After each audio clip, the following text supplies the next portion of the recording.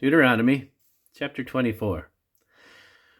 When a man hath taken a wife and married her, and it come to pass that she find no favor in his eyes, because he hath found some uncleanness in her, then let him write her a bill of divorcement, and give it in her hand, and send her out of his house. And when she is departed out of his house, she may go and be another man's wife. And if the latter husband hate her, and write her a bill of divorcement, and give it in her hand, and sendeth her out of the house, or if the latter husband die, which took her to be his wife, her former husband, which sent her away, may not take her again to be his wife after that she is defiled, for that is abomination before the Lord.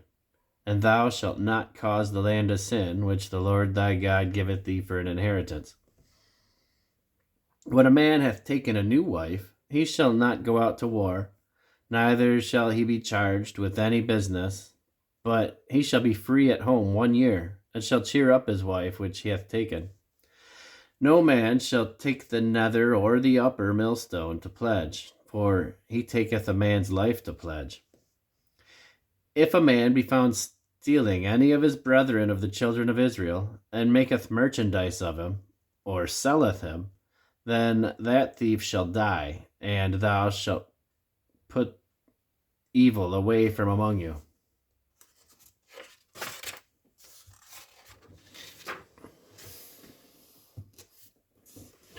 Take heed in the plague of leprosy, that thou observe diligently and do according to all that the priests, the Levites, shall teach you, as I commanded them. So ye shall observe to do. Remember what the Lord thy God did unto Miriam by the way, after that ye were come forth out of Egypt. When thou dost lend thy brother anything, thou shalt not go into his house to fetch his pledge. Thou shalt stand abroad, and the man to whom thou dost lend shall bring out the pledge abroad unto thee. And if the man be poor, thou shalt not sleep with his pledge.